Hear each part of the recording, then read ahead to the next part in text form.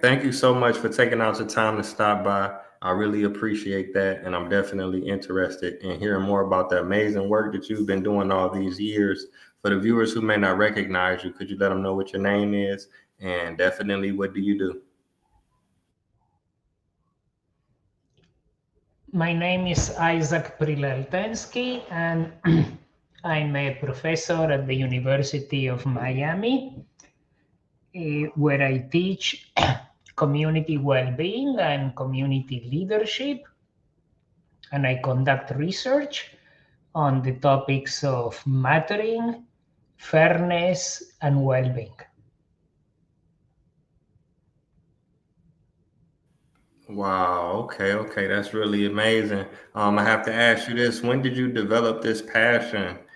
For this area of study, is this something that you've always wanted to do, or did you kind of get into it later in life? I think some of the strands of my work have been there all along. Um, I started with an interest in mental health and well-being of children and families at the beginning of my career. And I think a lot of it has to do with the fact that as a young person, I lost my parents in a car accident when I was 8 years old. Eh, so growing up, I thought I learned a few things about how to cope with difficult circumstances and difficult things. And that grew into an interest in psychological well being in children and families. And that grew really to become interested in well being of students in schools and members of the community. So I started with individuals, families, schools, communities, and I studied community well-being for quite some time. And one of the things I discovered was that the well-being of individuals in a community is highly influenced by the level of worthiness and fairness. So worthiness means, do people feel like they matter? Do people feel valued? Do they feel that they can add value, contribute to themselves, to their families, to the workplace, to the community? So my research really shows that the level of wellness of individuals is highly impacted by the level of worthiness. Do they feel like worthy human beings? Do they feel like they matter? And mattering or worthiness, in turn, is highly influenced by the level of fairness in their lives. So, do they experience fairness in relationships, in the workplace, in communities, in society in general? So, I'm really interested in this, in the relationship among wellness, worthiness, and fairness. And it turns out that worthiness is a huge predictor of wellness. The more you feel appreciated, recognized, that your unique talents and strengths are appreciated by society, the more confident you are to contribute to society, to be significant, to be somebody, to have a meaningful role in society. And it turns out that psychological health and well being is highly determined by how much you feel that you matter, that other people are aware of you, that other people pay attention to you. And that sense of mattering is highly affected by fairness in your life. Wow. Okay. Okay. I never thought about it like that. That's very interesting. By you being in this field for so many years, have you seen a significant change, due to things like COVID or even the technology? Everybody's on social media and their cell phones, or is it pretty consistent? I think the pandemic had a big impact on people's sense of mattering. But a lot of people, especially young people, many of them felt isolated. But more than the pandemic, I would point the finger to social media and technology. Although there are many benefits to being able to communicate with lots of people across the world, across your neighborhood, in the schools, workplaces, although there are many benefits to being in touch with people you like, especially young people suffer a great deal from social comparisons, which is a constant threat of being on social media so much time, because young folks are forever comparing themselves to unattainable role models of fame and wealth and popularity and success and intelligence. And in short, you are competing for being number one, which seems to be a disease on the internet, in social media. Everybody wants to be an influencer. Everybody wants to be famous because society values celebrities and fame and fortune and popularity and wealth and looks. So a lot of young people are in an unwinnable race to become more popular, more famous, more attractive. And it's a kind of race that you can never win because you're competing with the whole world. So the values that young people are exposed to, I recently saw some reference to a survey where I think like an exorbitant amount of young people, I think 70 or 80%, they said they want to be influencers. Which basically is a synonym for I want to be famous and I want to make a lot of money. Nothing wrong with being famous or making money, except that not everybody can be famous and not everybody can, make a lot of money by, I don't know, becoming a reality actor in the reality TV podcast, right? So young people are becoming more and more depressed and anxious. There is data to support that claim that in the last 10 years, which pretty much coincides. I think the iPhone was introduced in 2007 or 6, thereabouts. And ever since then, with access to Facebook and TikTok and Instagram, young people are spending inordinate amounts of hours and hours a day, competing for attention, competing for likes. And if they don't get as many likes as they want or as they predicted, or fewer likes than their friends, they feel like a failure. So their sense of mattering goes down. So I think more than the pandemic that led people to become isolated for a while, I think social media has contributed to a lack of worth in many young people because of this negative social comparison. Now, there's one more aspect to recent trends, which have to do with, at least in the United States, the lack of opportunities for many males. That has led in the last 10, 15 years to what has been called deaths of despair.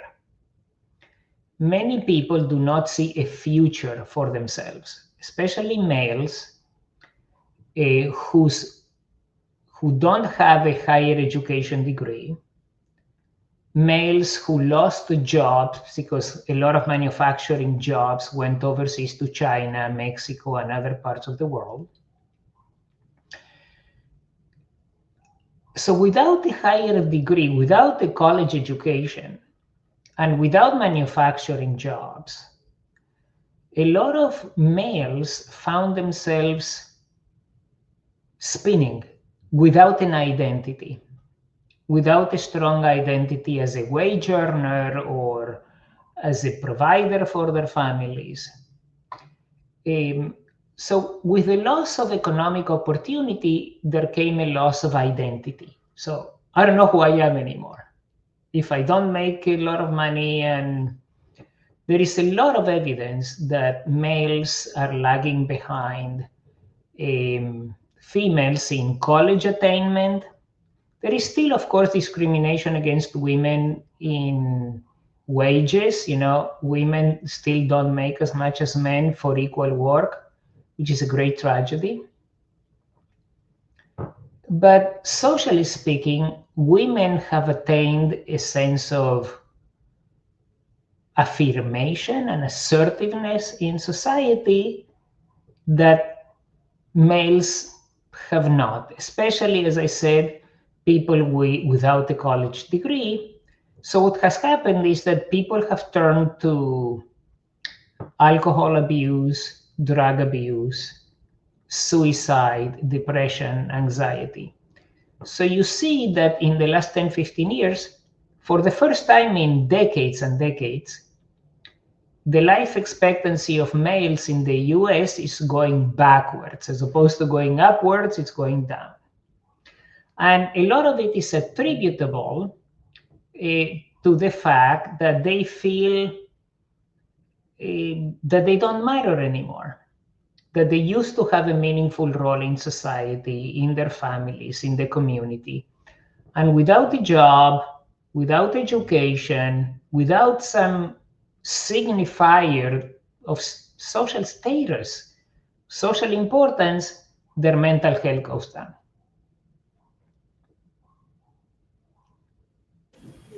Wow, I appreciate you breaking that down. Now I had to ask you. You pointed out, the United States in particular, but I was looking at your profile online. It says you spoke in almost 30 different countries. Was it any significant differences that you've seen, maybe in the countries? I'm not exactly where they were, but Yeah, I can tell you that I grew up in Argentina during a military dictatorship. So needless to say, the well-being of the population was very low, suffering from a military dictatorship. But then I moved to Israel. Israel afforded me great educational opportunities.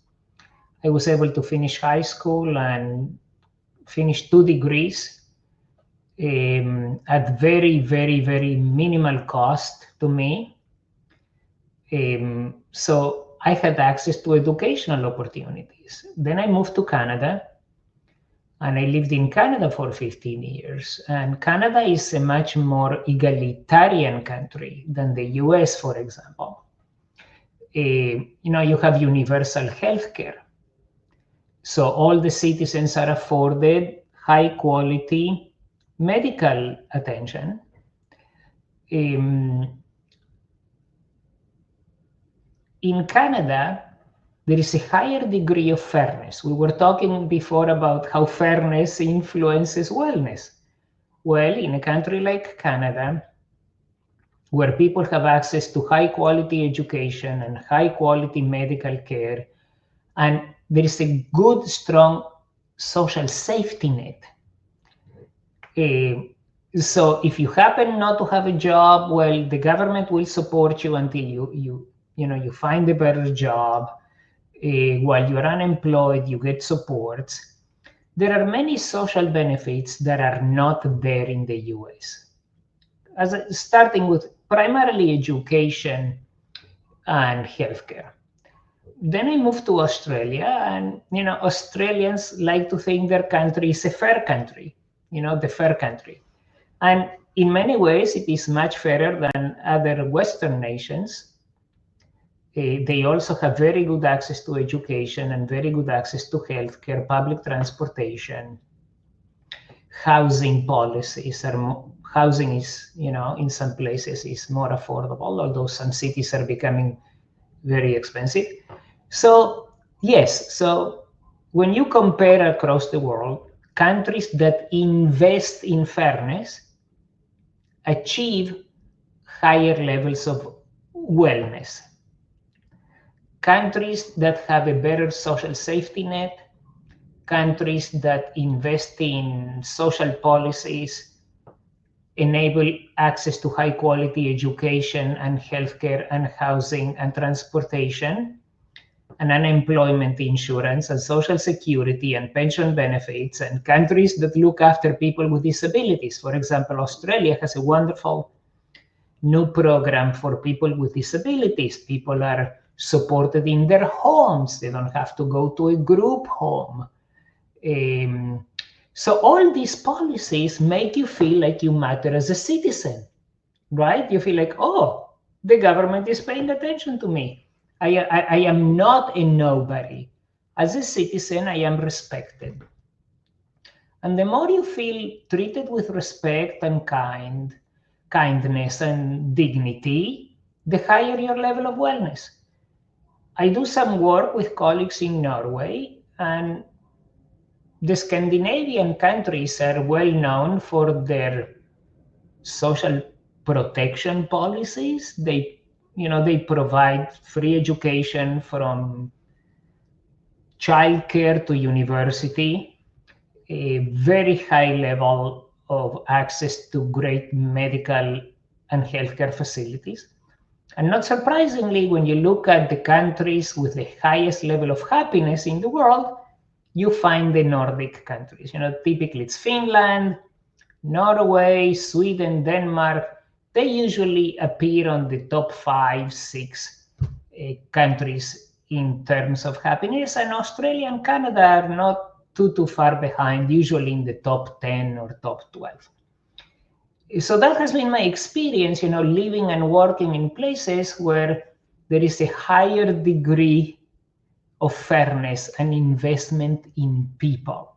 When you invest in people, when you give them an opportunity to contribute meaningfully to society, people shine, they feel good, and the wellness goes up.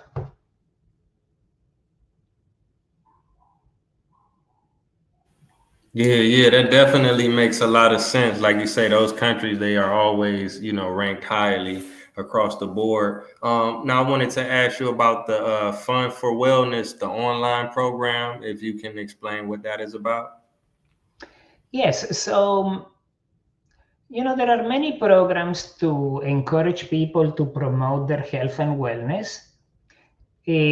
But a lot of these programs tend to sermonize, threaten people, say, if you don't do this or that, you'll get diabetes or obesity or cardiac disease or some inflammation, or basically a lot of programs are based on threats, and they kind of scare people. So we decided to create a program that would be more appealing, more engaging, more fun. So we created Fun for Wellness, which is about a 12-hour program that teaches people how to leverage things they already do to become healthier, how to leverage their emotions, how to improve their interactions. So we created a method, it's called Bet I Can, which stands for B for behaviors, E for emotions, T for thoughts, interaction, context, awareness, and next steps. So for example, under behaviors, we teach people how to set a goal. Let's say I want to exercise 4 times a week. We teach people there is a science to goal setting, and there is a science to creating positive habits. Under emotions, we teach people how to cultivate positive emotions, such as gratitude, savoring the moment, being in the moment, being mindful. And we teach people how to manage negative emotions as well, how to cope with difficult situations. So we go through a list. We teach in total 14 skills: how to be a good listener, how to pay attention to the context of your life, how to create a plan, how to stick to a plan of action. And we do this with a combination of games and videos and exercises. So that's fun for wellness. We conducted 2 randomized control trials, and it turns out that engaging with our program for about 3 to 4 hours, you don't have to do the full 12 hours, already brings some positive effects, some good outcomes to different areas of well-being we call ICOPE, which stands for interpersonal, community, occupational, physical, psychological, and economic well-being. So after we conducted the studies and we saw that there were real benefits in these domains of well-being, we just made it available at funforwellness.com, which is a free website, a free service we provide. Wow. Okay. Okay. I'll be sure to check that out, and I'm sure the viewers will as well. That's truly amazing. You've been speaking a lot about how people matter. To my understanding, that's your latest book. How long did it take you to put that together, and is it something in particular that inspired you to, put that project out? Well, both my wife and I had been thinking about how people matter. My wife is the co-author of that book, How People Matter. And, there is a period of incubation when you write such a book. You don't just sit down one day and you start, nonstop. You read, you think about, you plan, you do an outline. And I would say the actual writing took maybe about 12 months or so. The actual writing of the book, about a year. So we were pleased to collaborate, and the book deals with basically how to help people to feel valued and to add value in various domains of life. Family life, work life, community life, social life. So yeah. Wow. Okay. That's amazing. That's amazing to be able to, complete a project with your wife. So I guess my last question is, for the viewers who want to check out the latest book, or, you have dozens of books, if they want to get in contact with that, is it a specific website that they have to go to? Yeah, yes, actually they can go to Professor Isaac, as my name is spelled, you see on my video shot, professorisaac.com, and you can have a look at the different books. Recently I published 3 books: How People Matter, How People Thrive, and The Handbook of Human Significance and Mattering. So if you go to my website, you can read lots of blogs for free, professorisaac.com, and you can have a look at the books. I post most of my professional scientific work as well. I put links to all these articles, and there is a blog that it's fairly accessible to everyone. So just go to that website, professorisaac.com. Okay. I'll be sure to send the viewers the link. So, yes, I want to thank you again so much for the tremendous work that you have done over the years. And I definitely look forward to the work that you have coming in the future. This has definitely been an honor, and thank you so much for stopping by on the podcast. Well, thank you for the invitation and all the best. All right, take care.